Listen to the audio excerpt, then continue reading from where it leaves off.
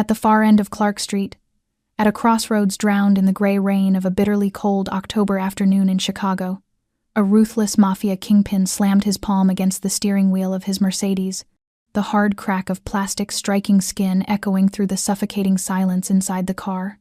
Michael Reed was so furious he barely recognized himself, his breath heavy and uneven as if something inside him were about to explode.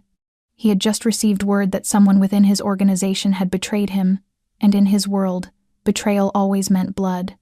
The red traffic light blinked like a taunt, its harsh glow washing over the angular lines of his face, carving deeper into the rage burning in his steel-gray blue eyes. Then suddenly everything stopped.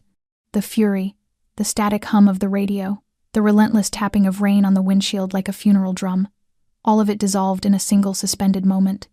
Because across the street, beneath a flickering street lamp and a curtain of misty rain, a woman was standing alone, selling small, rain-soaked bundles of roses. Her hair was drenched, clinging to the sharp angles of her thin cheeks.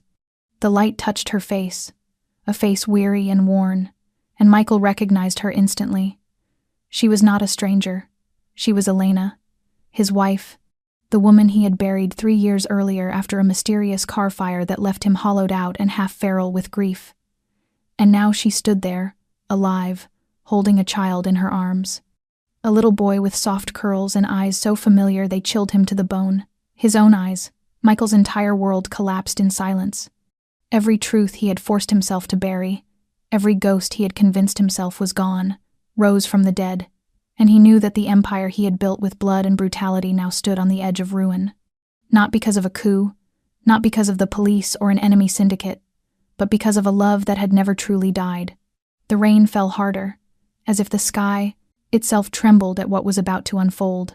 The cold inside the car sharpened until Michael's breath clouded against the glass.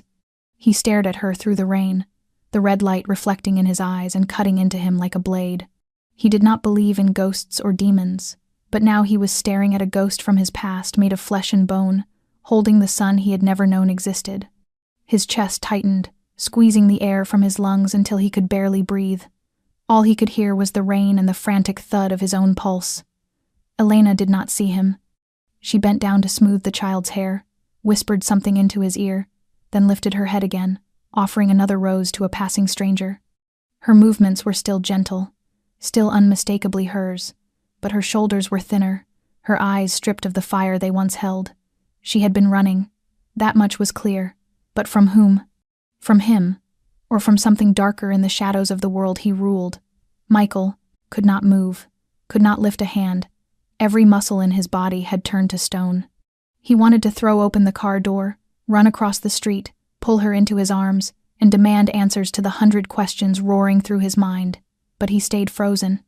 Because in that moment, what he felt first was not joy, it was fear, a sensation Michael Reed had not allowed himself to feel in years. Fear of the truth, fear that if she was alive and had not come back to him, the reason must be something so terrible he could not bear to imagine it. The driver beside him leaned close and whispered, "Green light, boss." But Michael did not answer, did not turn his head, did not blink.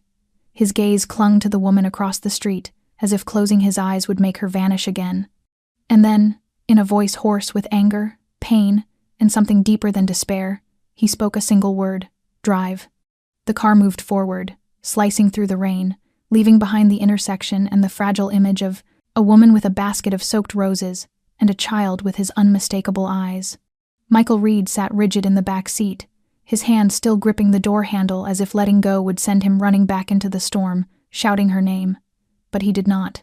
Not because he lacked the will, but because he lacked the courage. For 3 long years, he had lived like a walking corpse, his soul buried with Elena the day flames consumed her car on an empty stretch of highway, leaving behind only a charred ring and a handful of unidentifiable remains. He had held that ring, knelt in the rain, and screamed like a wounded animal in the cold silence of the cemetery. He had vanished from public life, withdrawn into the shadows, and rebuilt himself into something colder, harder, unrecognizable even to his own reflection.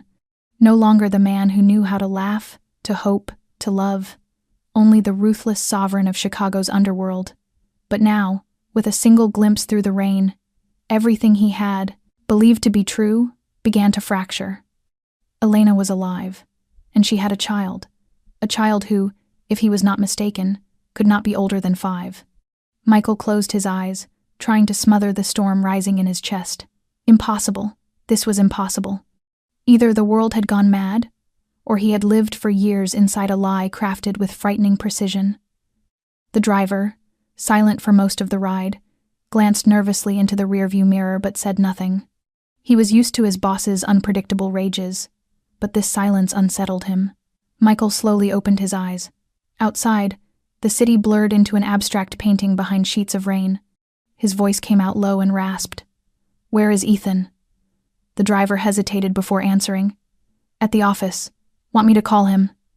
"No." Michael turned his face back toward the window. He no longer saw the streets, only Elena and the boy. Every image cut like a shard of glass. The way she touched the child's hair, the way the boy clung to her arm. Those eyes, his eyes, cold, deep, always searching. It was no accident. It could not be coincidence. That was his blood. Theirs. Elena had not died, had not burned the way he believed. And that child was his son. The truth carved through his mind like a command, a truth too large to deny. But if she was alive, why had she not come back? Why had she let him drown in hell for 3 long years? Who had orchestrated this nightmare? Who was powerful enough, cruel enough, to stage her death so flawlessly that even he had been fooled? And if they had done that to her, they would not stop there. Some unseen hand had arranged everything, and that hand was still at work. Michael clenched his jaw, his breath sharp and uneven. He could not let emotion steer him. Not now. Not when a child was caught in the middle of this storm. He pulled out his phone and dialed a number he knew by heart. After a few rings, a deep voice answered. "Ethan Cole speaking." Michael wasted no time. "I need you to find a woman." "What name?" "Elena Harper."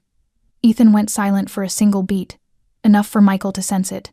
He continued before Ethan could ask another question. "She is living in Joliet, selling roses near the old train station. Find her, but do not let anyone see you.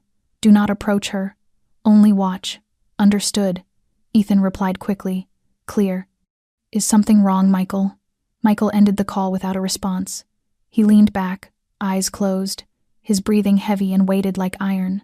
For a brief moment he felt the rain outside was not nearly as cold as the storm rising inside him. Elena was alive. His child was alive. And if that was true, then everything he had trusted, everything he had paid for in blood and death, might all have been a lie. And the ghosts rising in tonight's rain were only beginning to take shape. Michael Reed did not sleep at all that night. He sat alone in his 3rd-floor office inside the Reed and Associates building, a place everyone knew was nothing more than a polished shell hiding the criminal empire he commanded. The city lights outside pressed through the frosted glass, casting pale streaks across his face, like cold fingers tracing old scars. The rain did not stop, falling with the heavy insistence of a sky trying to empty itself of every secret he was about to confront. On the desk before him lay the scorched wedding ring, the only thing recovered from the accident 3 years earlier, the one in which they told him Elena Harper had died. Michael turned the ring slowly in his palm, the metal so icy it bit into his skin, though he barely felt it. His mind spun in circles around the image of her standing in the rain, her thin coat clinging to her body, her face hollow but still carrying a faint, stubborn light. And the child, the small boy with tangled curls and gray-blue eyes that mirrored his own. There was no denying it. That child was his.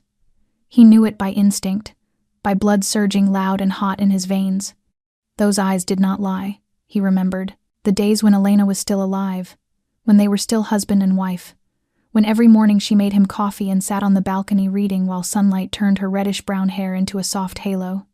They once dreamed of a child, but he had always refused, insisting his world was no place for innocence. He never knew she had been pregnant. Perhaps she hid it from him. Perhaps she was afraid. Or perhaps she knew someone was watching. Too many questions crowded his mind, each one cutting him deeper than the last. The office door opened softly. Ethan Cole stepped inside, rain clinging to his hair, his long dark coat heavy and silent like he had just walked back from a graveyard. Without a word, he set an envelope on the desk, then straightened, his eyes avoiding Michael's. Michael picked it up, opened it, and looked inside. A series of photographs lay within, all taken from a distance. Elena standing on a street corner in Joliet, beside the abandoned train station. She arranged roses in a worn basket, her gaze lowered, her expression tired but calm. In another, she crouched to tie the little boy's shoelaces. The child stood beside her, wide-eyed, unafraid of the world around him. Michael paused at that photograph. The boy smiled, cradling a single red rose, the angled light brushing his young face and illuminating the unmistakable eyes. That moment pressed into Michael's chest, like someone setting a stone inside him. He tightened his grip on the photo, afraid to breathe. Ethan's voice broke the quiet, hoarse and low. I watched her for 2 hours. No strangers approached. She sold flowers, then walked the boy back to a small boarding house near the iron bridge. Michael nodded faintly, his gaze still locked on the image. What is the boy's name? Ethan shook his head. I did not hear anyone call him. Michael fell silent. A child growing up in a city full of traps, with no father, no name, and a mother living like a shadow. He stood and moved to the window, staring down at the blurred trail of headlights, sliding through the endless rain. Each drop that struck the glass felt like a repeated question in his mind. Why? Why did Elena choose to leave? Why let him bury her? Why take his child and vanish as if she had never existed? And if it was fear that drove her away, what kind of terror had forced her into hiding? Michael turned back, his expression dark. You are certain no one else was near her? Ethan nodded. Michael said nothing for a long moment, then murmured, Keep watching. Do not let her see you. And no one, absolutely no one, can know about this. Ethan left, and the room fell into silence once more. Michael returned to the desk, lifting the photograph of the boy again. Those eyes pierced straight into him, a truth he could no longer turn from. His blood, his child, was living in the dark. And for the first time in years, Michael Reed felt something stronger than rage. He felt fear that he was about to face the one thing he had avoided all his life, the truth. Michael could not tear his gaze from the photograph. He set it down, only to reach for it again moments later, as if he feared losing the fragile thread connecting him to the life that had once been his, a life stolen from him before he even realized it existed. The boy did not only have his eyes, but the same quiet, unsettling way of watching the world, as though he already knew too much in a body far too small. Michael had carried that same look, and now it lived again on his son's face. Son. The word felt foreign in his mind, a sound abandoned so long ago it almost startled him to hear it echo back in his own thoughts. He believed he had grown accustomed to loss, to betrayal, to death itself. But nothing had ever taught him how to accept the idea of a child raised without him. Not because he rejected the child, but because he had never known he existed. And now the truth was no longer buried. It was pounding against his chest like a brutal, unforgiving drum. Michael rose and walked to the steel cabinet where he kept old files, secrets the world would never see. He pulled out a worn leather folder containing everything that remained of the crash 3 years earlier. Photos of the burned car, the inconclusive DNA report rendered useless by extreme heat, police statements claiming the brakes had been cut, and finally the scorched wedding ring recovered from the wreck. He remembered standing in the storm that day, wind tearing at his skin, when someone handed him the ring in a cold, transparent evidence bag. He had not demanded further testing. He had not looked for more proof. He had not questioned anything. He believed the story because the alternative was too painful to survive. And now, looking at the pieces again, he realized how foolish he had been. A crash with no identifiable remains, a wife who vanished without a trace, a ring with no real proof beyond memory. All of it was too perfect, too clean, too neatly tied, together, as if crafted by a professional hand. Someone staged Elena's death, and that someone was close to him. A chill crawled up Michael's spine, cold and predatory. He carried the folder back to the desk and spread out each page, every detail now slicing through his memory like a sharpened blade. At that moment, his phone buzzed softly. A message from Ethan. She is on the street again. The boy is with her. I will follow. Michael read the message and locked the phone without responding. He did not trust himself to react. He needed time. He needed control. But his mind was unraveling. For 3 years, how many things had happened behind his back? How many enemies had he killed believing they were to blame? while the real architect watched from the shadows, quietly amused. If Elena was alive, if the child was his, then the foundation beneath his feet might be nothing more than sinking sand. The more he moved, the deeper he would fall. He leaned back in his chair, staring up at the ceiling lights as if answers might materialize from the cold, white glow. A thought struck him suddenly, sharp enough to steal his breath. If Elena did not die, where had she gone? Who helped her disappear? Who could construct such a flawless illusion of death right under his nose without leaving a trace? It could not be an outsider. It had to be someone within. Someone who understood the organization, who predicted exactly how he would react. Someone who knew his only weakness was Elena. And if that person was still alive in the dark, then she and the boy were not safe. Michael jolted upright, his eyes hard as steel. He opened the safe, pulled out his familiar handgun, and checked the magazine. He did not know when he would need it, but he knew one thing with absolute certainty. He once believed Elena was dead, and that belief had killed him. He would not let it happen again. Not when the truth was still festering beneath the soil someone had tried so carefully to bury. Michael stepped into the basement room, where no one else was ever allowed to set foot. There were no windows, only the harsh glow of cold fluorescent lights and rows of metal cabinets lining the walls. This was where he kept the things not even Ethan knew about.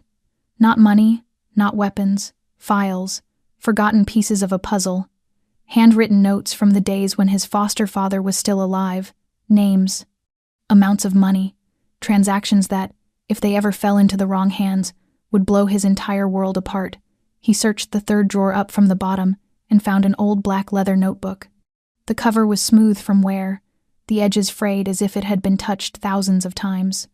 This was the notebook his foster father, Vincent Maddox, had guarded like his own life before vanishing from the radar more than 3 years ago. Everyone believed Vincent was dead. The police had found blood in his room, but no body. Michael had arranged a funeral without a corpse because that was what was expected. But deep down, he had always doubted.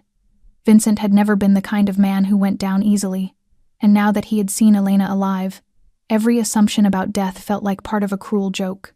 Michael opened the notebook, and the scent of old paper and leather rose up like a whispered reminder from the past. Pages and pages of dense handwriting filled the book, the script firm and precise. There were symbols he had never deciphered, funds moved through dozens of shell companies, names that had once been allies, once been enemies, and a few that still sat at the conference table with him every month.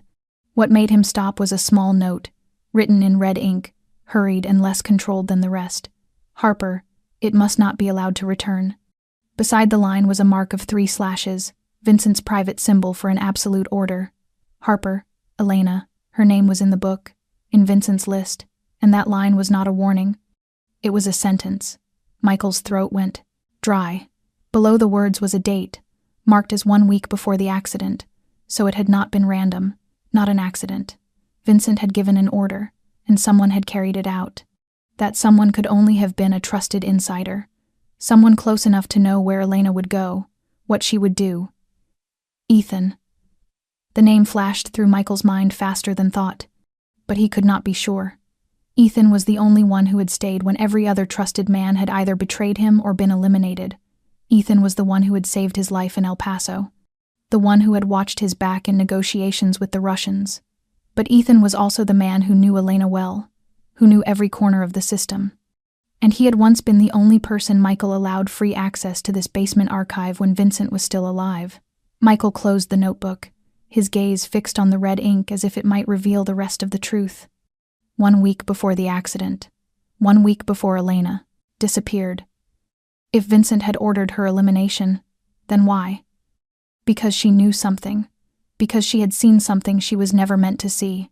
Or because she was carrying something he would not allow to exist. Michael froze. The child. It was not just Elena's existence that made her a target. It was the child in her womb. Michael's blood. A man like Vincent would never allow the future of his empire to slip beyond his grip. If he knew Elena was pregnant, that alone would be enough to mark her as a threat to be erased. Michael left the room, his heartbeat pounding like a war drum, his hand clenched tightly around the black notebook. He could not believe he had missed it for 3 long years.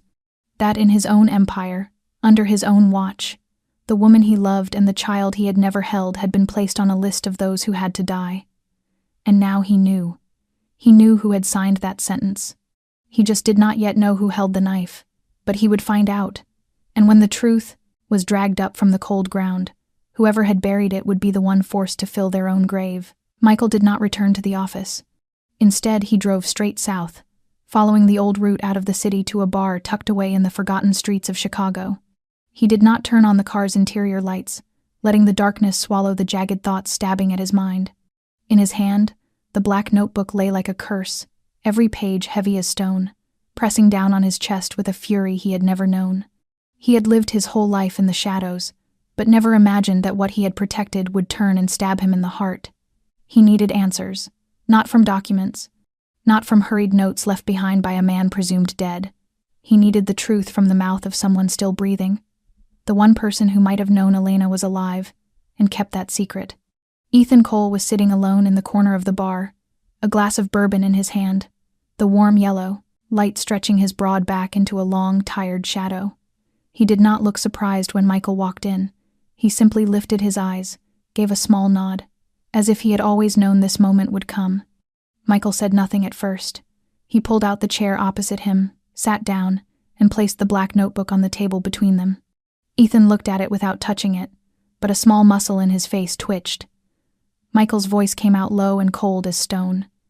"You remember this?" Ethan nodded. "Of course, Vincent's notebook. He never let anyone touch it, except you, right?" Ethan did not answer right away. He lifted his glass, took a sip, and set it down again, his gaze distant. When he was gone, I thought nothing in there mattered anymore. Michael opened the notebook, turning to the page with Elena's name. His finger rested on the red line. "Harper, it must not be allowed to return." Ethan stared at the words in silence. He did not deny them, did not ask what they meant.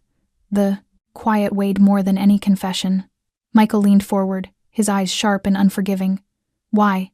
He knew she was pregnant, did he not?" Ethan gave a slight nod. "Someone told Vincent. Someone in the organization saw her at a clinic. He lost his mind. He said if she carried that child, it would become a threat, a child with red blood that did not belong to him. Vincent would not allow anything beyond his control to exist." Michael's hands tightened, the veins in his head ready to burst, and then he ordered her killed. Ethan exhaled, his voice dropping. "Not at first. At the beginning it was only surveillance, but when she disappeared for several days, he told me to find her. I did. I found her. She was in a small apartment near the Des Plaines River, her belly already large. I could not follow that order." Michael went still. His rage did not erupt into a shout. It settled into a deadly quiet. Ethan went on, his voice thick and heavy. "I helped her leave the city, took her to Joliet, arranged a place to stay, false papers. Then I staged the crash, made a deal with the police, burned the car. I gave you the ring." The words slid into Michael's heart like a blade of pure ice. He remembered how he had gripped that ring until his palm bled, how he had held it when he buried Elena, how he had screamed her name in the rain like a man stripped of sanity. So all that time, Ethan had known.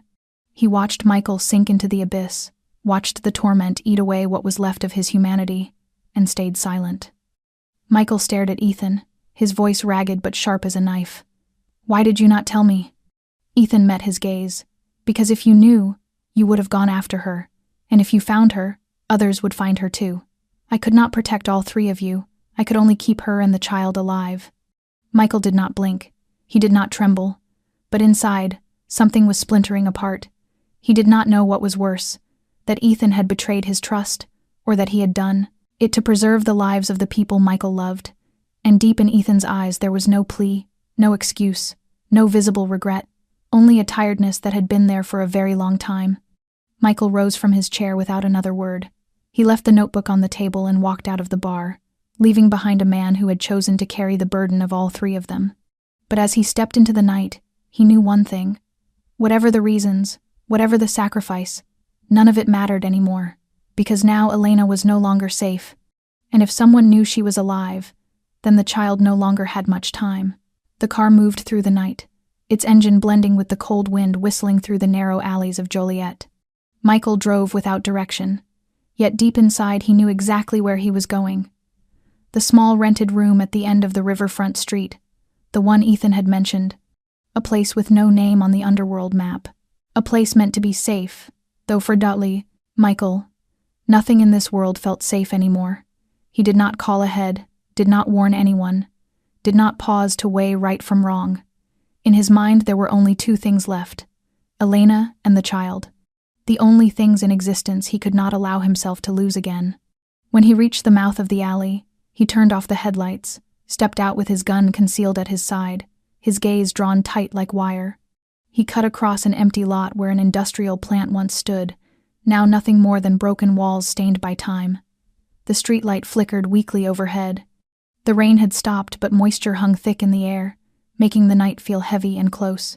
He halted when he saw the small wooden house, its front door shut tight, curtains drawn, no light inside. But he knew they were there, a certainty deeper than evidence. He approached, ready to knock, when a faint click sounded behind him. Michael spun by reflex, gun drawn, but too late. A shadow lunged from the corner, the muzzle flashing, and the first burst of gunfire tore through the silence like metal ripping metal. Window glass exploded, scattering shards across the ground like a spray of icy rain. Michael dove down the steps, dodging 2 more shots, then returned fire. 3 rounds hissed into the darkness behind the trash bins where the attacker had hidden. A groan sounded, then silence. But Michael did not lower his weapon. Pressing his back to the wall, his heart raged against his ribs. This was no robbery, no stray vagrant. This was a warning, or worse, an execution. He edged sideways, peered into the shattered window. Shadows shifted. A child began to cry, and then he saw Elena. She was crouched against the wall, clutching the boy, her eyes wide and terrified as she looked toward the broken glass. Her eyes locked onto his, and she froze in recognition. Michael. She did not say his name aloud, but her lips trembled, and the look on her face, the same look that had made him fall in love, years ago, was now carved with fear. Michael pushed the door open and stepped inside. Elena did not pull away, but she did not come to him either. The boy sobbed in her arms, his tiny hands clinging to her neck.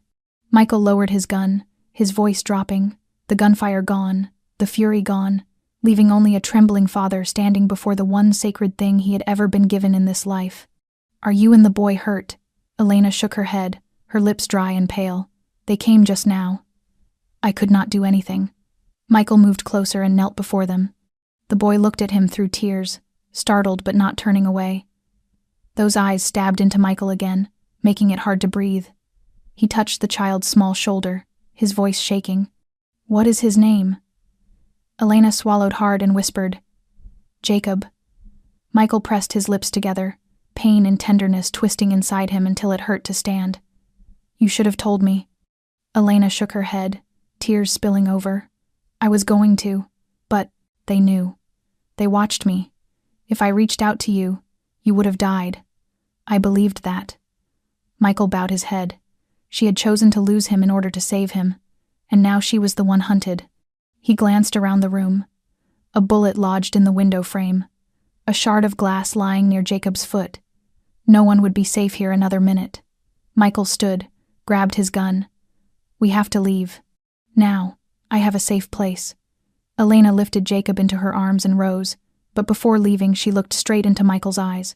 "There is something you need to know. Ethan knew I was alive. He helped me escape.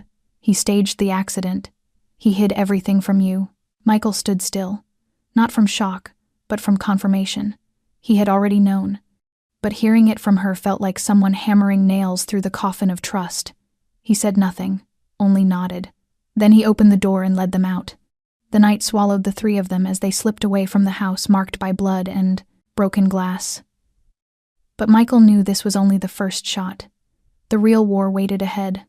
Michael brought Elena and Jacob to a safe house on the western outskirts of Chicago, once used to shelter high-level witnesses in the most dangerous operations. A small 2-story structure of gray brick, hidden behind towering oaks and a locked iron gate. No one except him and Ethan knew of this place.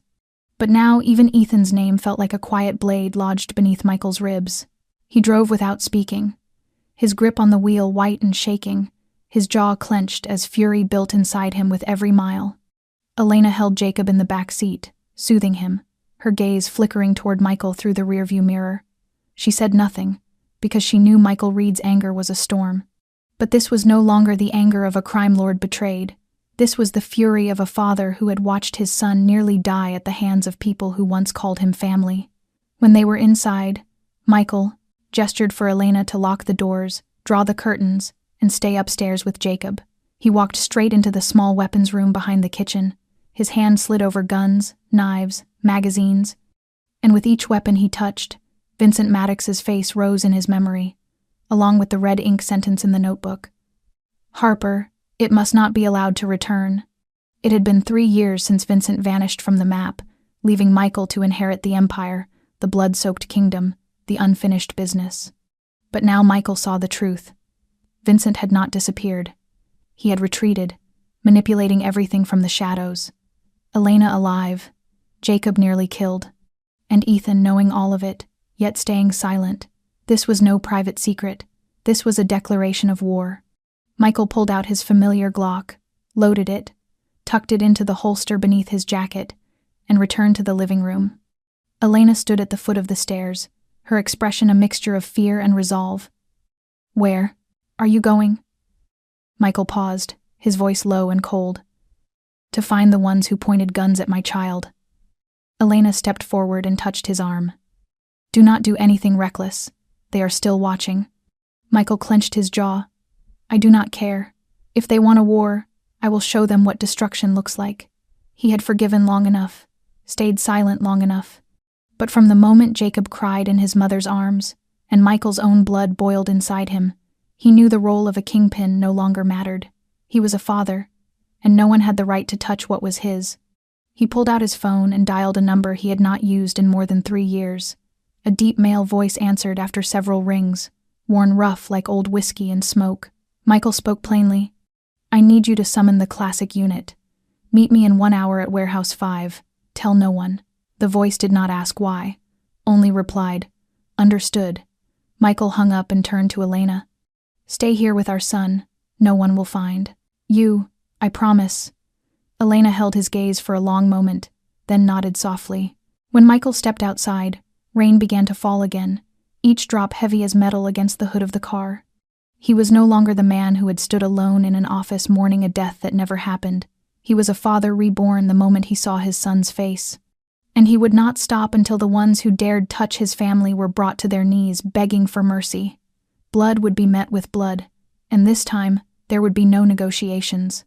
Warehouse 5 sat deep within the abandoned industrial district on the city's southern edge, a place that had once been the organization's primary distribution hub during the glory years under Vincent Maddox.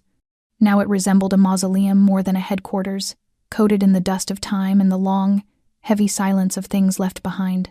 When Michael arrived, the rain still fell, his headlights stretching thin, uneven streaks of light across the cracked concrete. The metal door slid open with a grinding clang, revealing 3 men waiting inside around a worn wooden table. None of them spoke when Michael entered. He looked at each in turn, not in greeting, but in recognition. The first was Jonas, a former assassin who had vanished after a slaughter in Philadelphia. The second, Marcus, a weapons expert marked for execution by Vincent but spared at the last second by Michael. The third was Caleb, the strategist who had once mapped the entire northern pipeline. They were men who no longer owed loyalty to the organization, but who owed their lives to him, and he had come to collect that debt. Michael pulled out a chair, sat, and placed his Glock on the table. He did not waste words. "I need the 3 of you. 1 week, silence, no questions, no mercy." Jonas raised a brow but did not object. Marcus drew a long drag on his cigarette before crushing it out. Caleb spoke first. And in return, Michael held his gaze without blinking. "Freedom. No. Pursuit. Enough money to disappear forever. I wipe your names from every system." No one argued. In their world, Michael Reed's word carried more weight than any blood contract. Caleb nodded first. Marcus smirked faintly. Jonas followed. The pact was sealed, not by ink, but by the eyes of men who survived the dark. Michael spread out a map of the city. He pointed to 3 locations. One was Vincent's old office, where he had entertained international clients. 2 was the Western Warehouse, now the new coordination center. 3 was the mountain estate where Vincent had once retreated each month. Michael spoke quickly, sharply, each word like a bullet. Vincent is not dead. He only pulled back. And now he wants to wipe out whatever is beyond his control. The boy, my wife, they are targets. Jonas frowned. Wife, boy. Michael did not explain. They did not need the details. They only needed to know the target was not a drug lord, but Vincent Maddox, the man who created everything and now intended to burn it down to rebuild it. Caleb narrowed his eyes. And Ethan, he is the only one left at your side. Michael's jaw tightened. Ethan will be dealt with after. The priority is protecting her and the boy. Marcus studied the map and murmured, if Vincent truly is alive and planning something, we will not have much time. He never waits long. Michael nodded. I do not need time. I need precision. We strike first, loud enough to drag him out. Jonas pulled a small device from his coat. I still have the code to track his old satellite link. If he is using that relic of a phone, we can find his location within a 500-meter radius. For the first time that night, a glint sparked in Michael's eyes. Do it. Caleb folded the map. 1 week. Then we disappear. Michael nodded. 1 week. No one knows you are alive. No one knows I met you. When Michael stepped back into the night, the rain had thinned, but the sky remained low and heavy, as if waiting for something to break. He knew. He had just forged an alliance with no road back, but he also knew that only men who had nothing left to lose fought without fear, and he himself had nothing left except a woman and a child trembling in the dark. Blood would spill. Death would come. But this time, he would not be the one burying bodies. The man who believed he still controlled everything would. The safe house where Elena and Jacob hid lay wrapped in a silence so fragile it felt like the walls themselves were holding their breath. After Michael left, Elena checked every window latch, every lock, then took Jacob upstairs and lulled him with the old songs she used to sing in the small house they once shared in the northern suburbs. But the melodies now felt as though they drifted from another world, a world she once believed she had lost forever. Jacob lay still, eyes half closed, but his hand clung tightly to her wrist, as if sensing the storm circling them. Elena brushed her fingers across his cheek, her heart tightening painfully. She could never have imagined Michael appearing like that, not as a memory haunting her, but in flesh and blood, with the same eyes yet a heart now carved by tempests.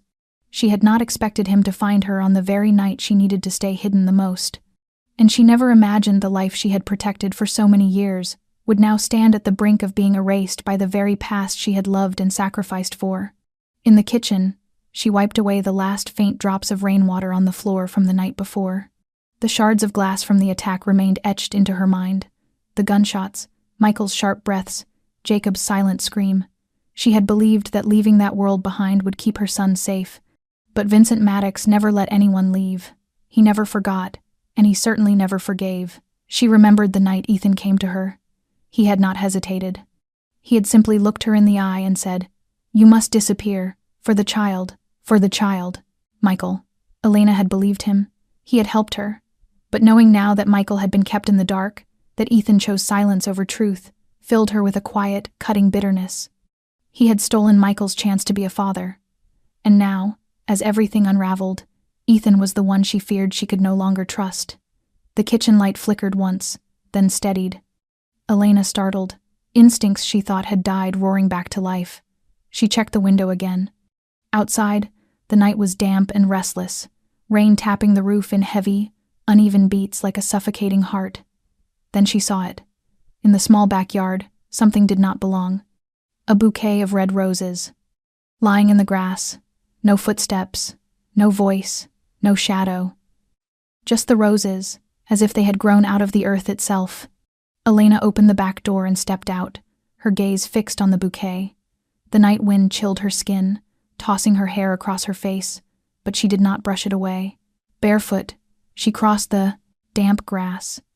When she bent to pick up the roses, a small folded note slipped out. She opened it with trembling hands, 4 words written in smudged black ink. His eyes are watching. Elena gripped the paper, a crushing tightness seizing her chest. She looked around, the trees swaying, the fence shivering in the wind. No one, but she knew. Someone had been here. Maybe still was. And this message was not meant just for her. It was a warning, or a threat. She rushed back inside, locked the door, pulled every curtain closed, and leaned against the wall, her heart racing. If Vincent had found a trace of them, if his men were toying with her like prey, then time for her and Jacob was slipping away fast. Roses, once her way of earning a living, were now symbols of a closing darkness. Flowers and shadows, blood and silence. Elena looked toward the stairs where her son slept, then tightened her grip on the note. Something was coming, and it would not arrive with guns alone. It would come, carrying a past that had never truly been buried. Michael's black car turned onto the red dirt road that wound deep into the northern pine forest, a place where sunlight never pierced the thick canopy and the air always carried the cold, damp scent of rotting wood. The cabin sat hidden in the heart of the trees, surrounded by tall pines like ancient spears guarding a buried secret. This was not a temporary refuge, but the last place Vincent Maddox had visited before disappearing from every system. A house with no address, no tax records, no trace on any satellite map. Michael stopped the car more than 100 meters from the gate, shut off the engine, and stepped out into the dimness. The shadows of the trees stretched long across the back of his coat, like spectral hands trying to pull him down into the earth. In his hand was a loaded Glock. In his chest, a knot of turmoil burned through every shred of reason. If any truth still existed in this world, it lived inside that house. He walked slowly toward it, each step falling on the bones of memory. He had been here years ago when Vincent still treated him as a rightful heir, when they sat by the hearth discussing strategy, loyalty, and the things never written in any ledger. Back then, Michael never understood why Vincent kept this place so isolated. Now he did. It was where he hid the things no one was allowed to know. The wooden door opened without a lock. Dust cloaked everything inside, the smell of dampness mingling with the faint scent of old ashes in the fireplace that had been cold for years. Michael entered without turning on the lights. The thin gray glow from the windows revealed everything exactly as it had been left. The familiar armchair, the old tea table, the unfinished book resting face down on the armrest. He moved to the fireplace, knelt, and ran his fingers along the stone beneath it. After several minutes, he found a narrow groove and pressed. A small click sounded, and a section of the wall released, revealing a hidden compartment. He reached inside and pulled out a small black metal box locked by a code. He entered 3 numbers, Elena's birthday. The lock opened. Inside lay a portable hard drive, several small notebooks, and a stack of photographs printed on film. Michael lifted the first one, his hand trembling. The first image was of Elena, taken weeks before she disappeared. She was exiting a prenatal clinic, an ultrasound document in hand, her expression tight with worry. A figure followed her at a distance. The next photograph showed Ethan speaking to an unidentifiable man, the two of them standing outside the apartment where Michael once believed Elena had died. Then came an image of Vincent, sitting in a dark room, signing a document Michael instantly recognized as an authorization for a purge. These photographs were not merely evidence. They were confessions whispered from the shadows. Michael looked at the hard drive, knowing it might contain names of the disappeared, the manipulated, and the deals that never saw the light of day. And among those names could be the one Vincent had planted beside him, the one still watching him, the one who might be dangerously close to Elena and Jacob even now. Michael packed everything into his bag and walked out, but he paused at the doorway. The cabin, once Vincent's hidden throne, was now nothing but a hollow corpse of decayed power. Yet the secrets buried inside were still alive, and bringing them into the open meant placing his life on the board. But he had already lost too much. Elena had lost 3 years living as a ghost. Jacob had been born into hiding, and now it was his turn to drag everything out of the dark, even if it meant sacrificing himself. Outside, the wind howled through the pines like the sighs of restless souls. Michael walked faster, clutching the hard drive, eyes fixed on the car. There was no time left for hesitation. The real war was about to begin, and it would not be for vengeance alone. It would be to save the last untainted piece of himself. Jacob. Ethan sat alone in the dim room on the upper floor of a small hotel at the edge of the western suburbs, far from the noise and further still from the trust he once held. In front of him sat a watered-down drink, a thin stack of documents, and the empty chair where Michael had once sat countless times before. Tonight, that emptiness felt like a chasm. Ethan knew he stood at a crossroads with no path back. He had chosen betrayal, though not for power or gain. He had chosen to protect Elena and Jacob.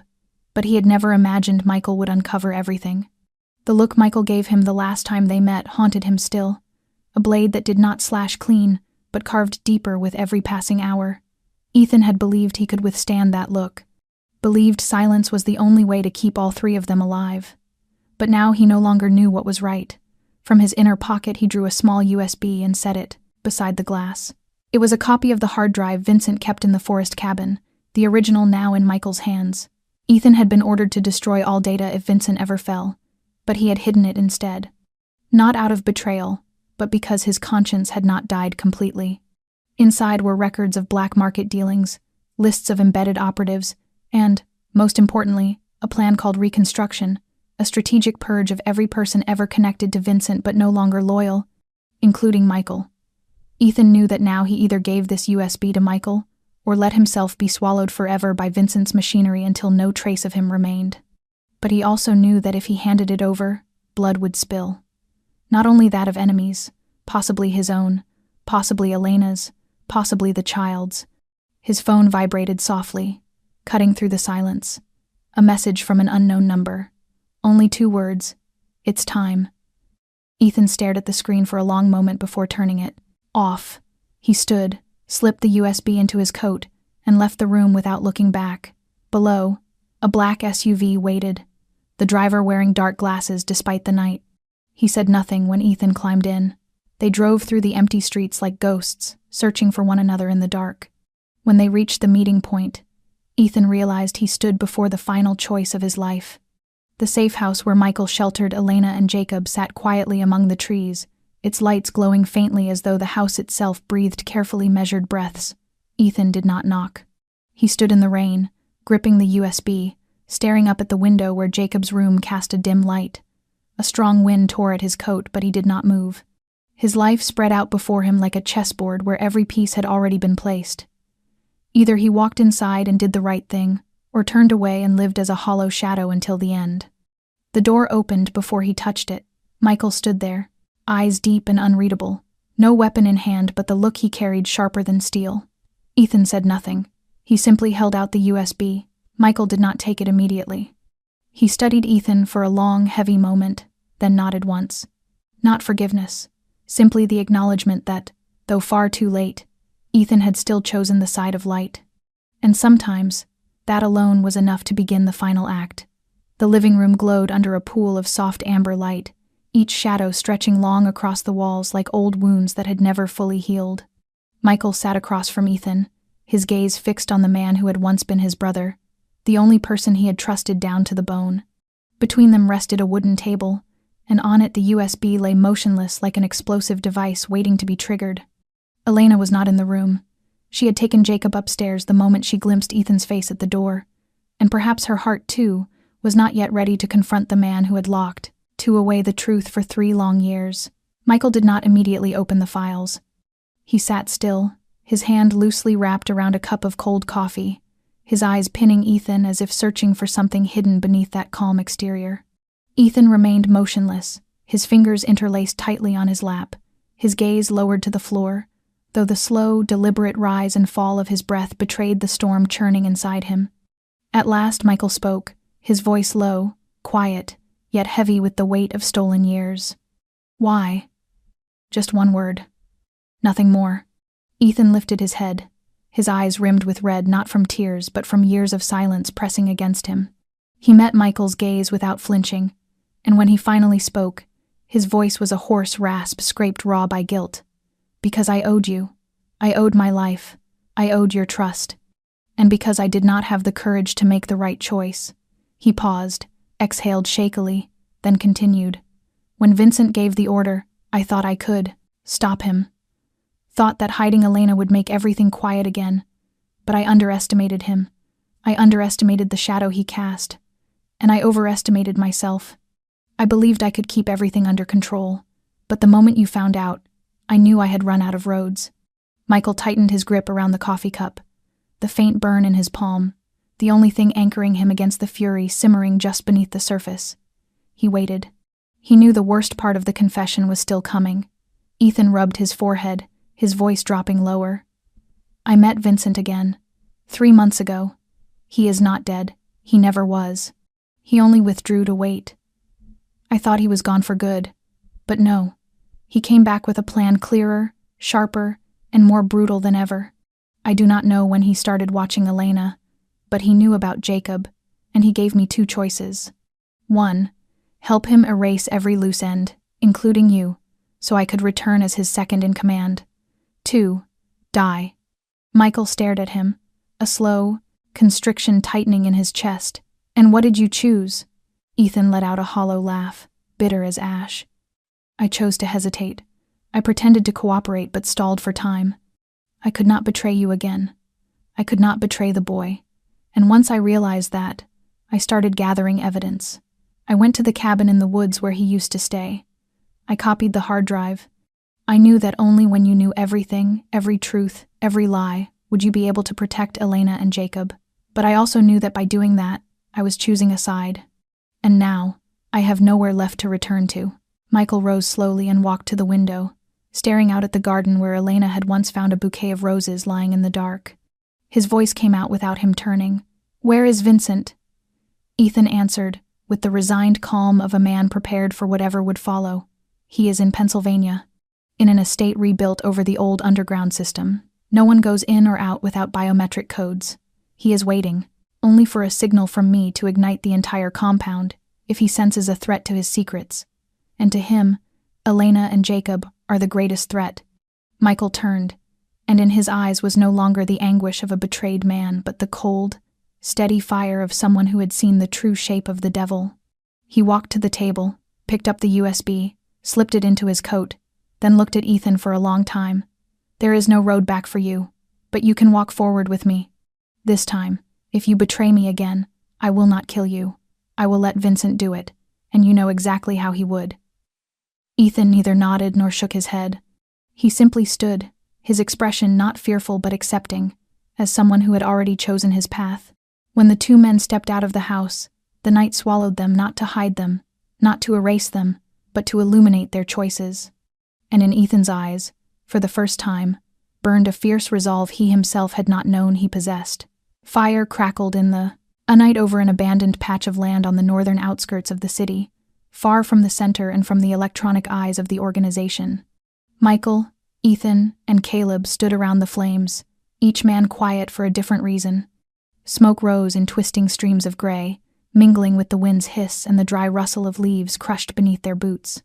They had burned every printed document from the USB names, codes, locations, photographs, transaction records, passwords, everything, but the single digital copy Michael kept hidden where no one else could ever find it. Caleb broke the silence first. He glanced at Ethan, then at Michael. "Now we have the list, the plan, the blueprint of Vincent's movements. But he is still behind walls we cannot breach. What are you planning?" Michael did not answer right away. He looked into the fire, its light flickering in his eyes like reversed sparks tearing through his thoughts. His voice came slow and steady. "I will make him leave a fortress. If I cannot break the walls, I will make him open them himself. And he will only do that when everything he built begins to fall apart." Ethan nodded grimly. "Then we burn more, not just papers. We burn what he worships." Caleb lit a cigarette, inhaled deeply, then flicked a burning match into the fire. "There are 3 warehouses still active under false names. 1 in New Jersey, 2 others in Kansas and Nevada. If we hit all 3 within 1 week, he will have to respond. He will not allow his assets to be destroyed without showing himself." Michael nodded. "But first, I have to get Elena and Jacob out of Chicago. They are not safe anymore, not even in the safe house. I have a cabin near Lake Superior, off-grid, no signal, no one knows about it. They will stay there." Caleb lifted his eyes, sharp and focused. "I can send guards, old ones, silent ones, men who once served Vincent but were betrayed by him. They will not switch sides." Michael gave a small nod. "Do it." Ethan stepped back a little, looking up at the dark canopy of trees before turning again. "There is something else I have not told you. Vincent is working with someone in the government. I do not know who, but if he pulls a part of the system to his side, when he falls, many will fall with him." Michael's hands tightened. "Then we make sure he falls hard, not just falls, breaks." The fire flared as Caleb tossed in more old newspapers, its glow forcing their eyes into narrow slits. Ethan stood closer to the flames, letting its light wash across his face. For the first time in years, his face was no longer the shadow trailing behind Michael, no longer the man balanced on the razor's edge between betrayal and loyalty. Now it was the face of a man who had finally chosen a side, even knowing the path ahead would be made of blood and fire. Michael turned away from the fire, the wind snapping the edge of his coat. He did not look back, but his voice carved through the night. Prepare everything. In the next 7 days, every stone in Vincent's empire will explode, and when he crawls out from the rubble, I will be the first to look him in the eye, not to ask why, but to end it. Behind him, the flames continued to rise, and the smoke, once the thing that obscured truth, stood now as the silent witness of a declaration of war that could never be withdrawn. In the basement of an abandoned house on the outskirts of Joliet, the dim ceiling light cast a blurred glow over the wooden table where Michael had spread the last remaining files extracted from the hard drive. Each page was covered in names, identification codes, bank accounts, appointments, and locations encrypted with internal symbols that only members of the organization could decipher. Ethan stood beside him in silence while Caleb scanned line after line on his laptop, cross-checking each detail with the newly decoded data. Every name marked in red was another fragment of the chaotic mosaic Vincent Maddox had spent nearly 2 decades constructing, and now, with almost every shadow illuminated, one name still remained untouched. Michael pulled out an old handwritten letter tucked at the very end of the stack. The handwriting was shaky, uneven, clearly written in desperation. There was no signature, but the contents made it obvious that the writer had been someone on the inside, someone who had foreseen the coming purge and wanted to leave one final signal behind. At the bottom of the letter, a single line stood alone. The last keeper of the code is not in the system. He is Vincent's shadow. He is the final pair of eyes. Michael stared at that line for a long time, as if he were reading the history of his own life written back to him. The final pair of eyes. A man with no name, no file, no record, only a shadow. A blade resting at the back of his neck, one he had never noticed. Ethan stepped forward, picked up a photograph from the folder, and handed it to him. It was a covert snapshot taken at an auction in Philadelphia 4 years earlier. In the frame, Vincent was smiling as he shook hands with a tall, silver-haired man dressed like a politician, though his icy eyes belonged to someone who had seen too many deaths to ever fear them again. And behind him, nearly blending into the crowd, stood another man in a gray suit, his face indistinct but his eyes fixed directly on the camera. No one had noticed him then, but looking closer now, Michael felt his chest tighten. Those eyes, he had seen them before, not in files, not in photos, but in meetings, dinners, events that had seemed harmless at the time. Throughout the years when Vincent still ruled the underworld, the man had always stood there, unnoticed, unquestioned. A bodyguard, a driver, a logistics worker, he could be anything. But no one knew his name, and no one who might have known had lived long enough to speak of him. Michael sat down slowly, unable to look away from the image. Ethan asked softly, "You know who he is?" Michael did, not answer immediately. He closed his eyes, and memories surged like a film rewinding. One night long ago, when he and Vincent escaped an ambush by a hair, the man who drove their armored SUV through a blizzard had been this very shadow. Another time, when Vincent negotiated with partners from South America, the one who carried the briefcase into the room and vanished without a trace afterward, also him. He had no name. But he had a whispered myth that circulated quietly through the ranks. The whisper. No one knew the sound of his voice. No one had ever seen him angry. He did not kill with his hands, he killed with his presence. He was Vincent's eyes and ears. The final executor who existed outside all documentation, leaving no mark, no trace. Michael exhaled slowly, his gaze sharpening. If anyone held Vincent's biological key, it was him. If anyone knew Vincent's true location, it was him. Caleb looked up from the screen, tension roughening his voice. "Where is he now?" Michael rose to his feet, his eyes unwavering. "I know where to find him." Then he looked directly at Ethan, and for the first time their eyes met without suspicion or bitterness. "Come with me. If he is the final pair of eyes, then I will be the last thing he ever sees." Ethan nodded without hesitation. In the cramped basement, the fire in Michael's eyes smoldered like embers, quiet, controlled, but capable of burning down an entire past. And from this moment forward, every step he took would be a step toward the end of a bloody era. The last shadow had surfaced. And he, a man once swallowed whole by darkness, would walk straight into it carrying fire. The sky over Pennsylvania had darkened into a curtain of black velvet, stretching across the horizon and swallowing every trace of life beneath it. And in that heavy stillness, an unmarked car tore down a narrow dirt road leading deep into what had once been an abandoned military outpost, now rebuilt into a modern underground estate where Vincent Maddox had retreated after faking his death and erasing every trace of himself from the world. Michael sat in the front seat, eyes unblinking, hands clenched tight around the steering wheel. Ethan rode beside him, holding the briefcase with the copied data and the device designed to break Vincent's biological access codes, stolen by Caleb's crew from one of Vincent's 3 hidden warehouses. Neither of them spoke during the long drive, because words no longer mattered. Only action remained, only the ending. The estate's gate emerged through the fog like a sleeping beast, silent but threatening.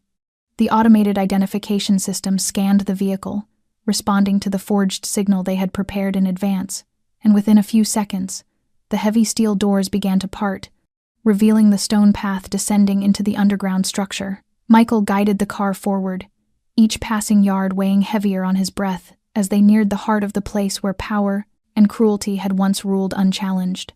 When the car stopped, both men stepped out, each carrying a case. Though only one burden was truly heavy, the decision never to turn back. The main door opened by fingerprint, but Ethan was ready. He placed the decoding device on the panel, and after a short sequence of sharp electronic chirps, a soft click sounded like the house itself had granted them passage. They walked inside. No guards. No alarms. Only an eerie silence, as if Vincent had always known they would come and had been waiting. The long corridor, its stone walls cold and unforgiving, led to a final steel door that had once served as a control bunker, now reshaped into the private chamber of the man who had commanded an empire from the shadows. When Michael pushed the door open, the first thing he saw was not Vincent, but an old portrait hanging on the wall, an image of his younger self standing beside Vincent during an organization gala. The eyes in the portrait stared back like a whispered reminder. You were once the chosen one. Now you are the destroyer. Then Vincent appeared.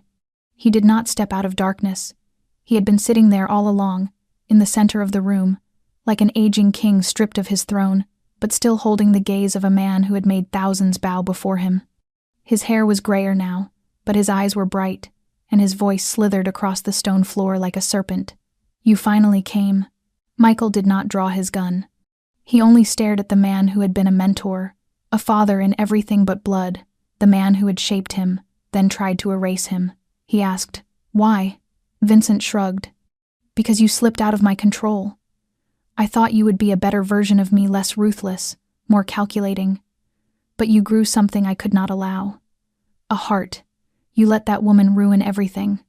And the boy, he is the anchor dragging you under. I gave you a chance. You refused. Now you come here thinking you can end me." Michael stepped closer. Not thinking, knowing. Vincent let out a tired laugh. "I do not need to live forever. But do not fool yourself into thinking you will leave this place. I set the kill order. When my heart stops, this room becomes a tomb." Ethan took the decryption device from the case and set it on the table. "Not if we change the code. You control nothing now, not even your own death." Vincent fell silent. For the first time, a flicker of fear crossed his eyes. Michael pulled his gun, but he did not aim at Vincent's head. He aimed at the chest, where Vincent's heart still beat with the last remnants of power. He did not want Vincent's final words to be a threat. He wanted them to be an admission. And when the bullet tore through the chest of the man who had been his father, his demon, his master, Michael did not blink, because he did not kill him for revenge. He killed him to end a curse. The room stayed still. No explosion, no alarms, only the fading smell of gunpowder and the final breath of a dying empire. Maddox had returned, but only to die. Inside the frigid chamber where Vincent Maddox had just taken his final breath, Michael stood motionless within the stillness that followed death. No alarms blared. No self-destruction sequence ignited the way Vincent had threatened. Nothing remained except the corpse of a decayed empire collapsing in complete silence. Ethan knelt beside the body, pressing 2 fingers to Vincent's neck to be certain. No pulse, no breath, no lingering threat from the man who had manipulated the world from the shadows for nearly half a century. But Michael knew well that the death of a snake's head never guaranteed peace. He pulled out his phone and opened an encrypted channel. Caleb's voice came through sharp, controlled, urgent. "I got the signal. Location confirmed. Is Phase 2 starting?" Michael did not hesitate. "Begin." Immediately, Caleb transmitted orders to 3 microsatellite teams they had positioned earlier, guiding strike units toward the last 3 underground facilities still operating under Maddox's name. In New Jersey, an underground warehouse filled with heavy weapons would be leveled within 3 hours. In Kansas, a covert biological lab posing as a pharmaceutical research center would have its entire database extracted and fed into federal investigation networks. And in Nevada, a crypto exchange hub used to wash millions in dirty money would have every account drained and every transaction made public on the dark web. Each strike was designed like a precise blade slicing through the final nerves of a dying monster, ensuring no regrowth, no resurrection. Michael turned to Ethan. "We have 15 minutes to get out. Once word leaks that Vincent is dead, the wolves that fed on him will come looking for blood." Ethan nodded and swept the remaining documents on the table into the fireproof bag he had prepared. He knew that even in death, Vincent had loyalists, men who owed him, men who lived by him, men who would kill to preserve the myth of his invincibility. When they stepped outside the underground estate, the night was just as dark as when they arrived, but the menace was gone. Only a heavy quiet remained, like a funeral shroud draped over the end of an era. The car sped away in silence. Ethan watched the trees blur past the window, then asked quietly, "So now what? We go back?" Michael did not turn. "No. We do not go back. We go forward. Phase 2 is not an ending, it is a cleansing. When the head falls, the hands still move. We make sure no one can lift the sword again." Ethan said nothing. He understood, and for the first time, he did not feel like a man trying to atone. He was part of a storm wiping away everything that had swallowed the people he loved. Michael tightened his grip on the wheel, eyes fixed on the faint band of dawn on the horizon. But inside him there was no sunrise, only a promise he had yet to fulfill. Elena and Jacob were waiting, and he swore the past would never again knock on their door. Phase 2 was action. Phase 3 would be freedom, and freedom, as he had learned, never arrived without blood. On a snowy hill near Lake Superior, where Michael's cabin hid deep within thick pines, Elena stood in the kitchen stirring a pot of gently simmering soup, while every nerve in her body listened for sounds outside. Jacob sat on a chair coloring a blank sheet with wax crayons, his innocent face almost surreal against the tension of recent days. He did not understand what was happening, only that his mother held his hand too tightly and told him that if a siren sounded, he must crawl under the table without a word. She had practiced that with him 3 times a day, like a ritual of survival. The wind outside shifted. Branches scraped against the windows like the past knocking to break in. The warm scent of burning wood filled the room from the fireplace, but a small sound too deliberate to be wind, too steady to be branches made Elena freeze. Footsteps, not one set, several. She crept to the living room, pulled back the curtain just an inch, and saw them. 3 figures climbing the snowy path. One wore a black mask and a long coat, a gun hanging loose at his side. The other 2 had earpieces, listening to instructions from somewhere far away. Elena backed away, pulse hammering, then rushed to Jacob, whispering into his ear. "Under the table, sweetheart. No talking, no crying, no moving. Mommy will come for you." Jacob nodded, tears trembling in his eyes but not panicking. He had learned his lesson. Elena grabbed the handgun Michael had left behind, her hands shaking but her eyes sharp. She had promised no one would ever come near her child again. Not ever. She turned off every light, pressed her back against the wall near the entryway, where she had a clear line of sight to anyone who entered. The footsteps grew louder. The door was locked, but only with a latch. They did not try to break it. They burned it. The smell of gasoline seeped through the cracks like a warning. Fire flared on the front porch, pressing heat against the wood as if anger itself had been set alight. Elena retreated, threw a wet blanket over the side door near the kitchen, then grabbed Jacob from under the table and ran toward the back. But flames had already crawled across the rear exit. Smoke rolled in from the floor, sliding through the smallest seams, swallowing the air.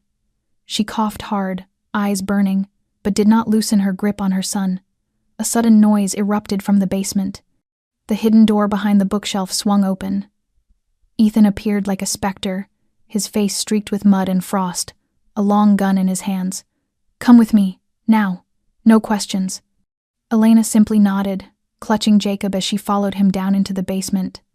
The moment the door shut behind them, gunshots shattered the cabin above. The intruders were in. Ethan led them through a narrow escape tunnel beneath the cabin, emerging into a weather-beaten shelter halfway down the slope, a place Michael had once built as an emergency route no one knew existed. By the time they reached it, the daylight had dimmed, and behind them thick plumes of smoke rose into the sky, the cabin burning like a pyre for the life Elena had tried to protect. But she did not look back. She held Jacob close, her only focus on his small chest rising and falling. Ethan contacted Caleb over the radio. "They found us. 3 men, 2 down. 1 escaped north." Caleb answered sharply, "I'll handle it." Ethan lowered the device and turned to Elena. "Michael is on his way. He knows." She nodded, tears spilling silently. Not from fear, she was long past fear, but from the unfamiliar feeling of not having to protect everything alone. Someone was fighting beside her now. The distant fire painted the sky red, a warning of battles yet to come. But the path ahead was no longer a doorway to hell. It was the road where every ghost would finally be confronted. Elena held Jacob's hand tighter, her heart steady. Fire could take the house, but it would not touch her heart, not ever again. A pale gray dawn settled over the cold pine forest, the thick fog draping itself like a thin mourning veil around the small shelter where Elena and Jacob had escaped the night's inferno. The scent of smoke still clung to the air, though the flames had been extinguished hours earlier, leaving only faint columns of steam rising from the charred foundation of the cabin that had once been their final place of safety. Michael walked slowly across the carpet of dry leaves, his boots coated in mud and ash, his face carved not with the hardness of a crime boss, but with the raw, quiet relief of a man who has found his family again after surviving a storm that tried to take everything. He stopped when he saw Elena sitting on the wooden step, her coat wrapped protectively around Jacob as the boy slept in her arms. They were whole, they were alive. He exhaled a long breath, one hand pressing against his chest as if to steady the part of him that still feared this was only a fragile dream.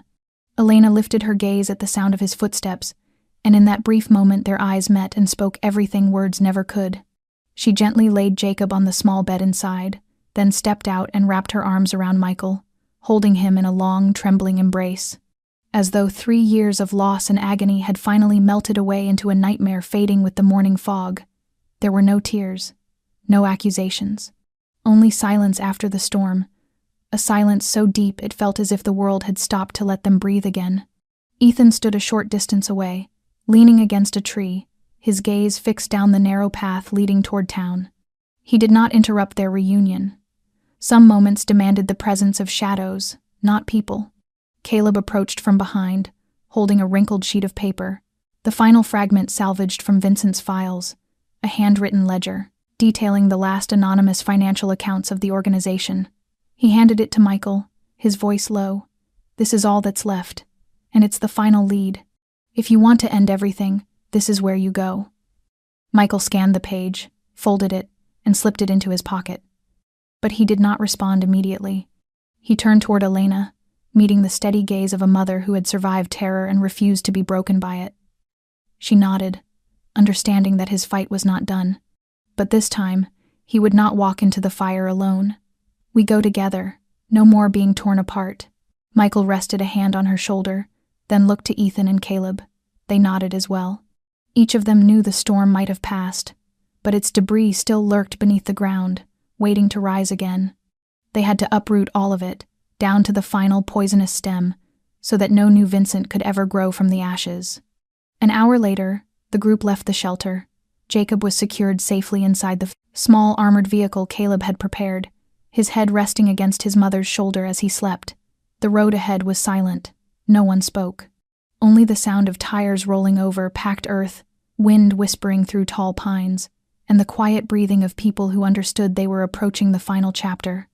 As they took the last bend leading away from the forest and toward the open highway, Michael glanced back at the place that had once been a home and was now nothing but a heap of blackened timber.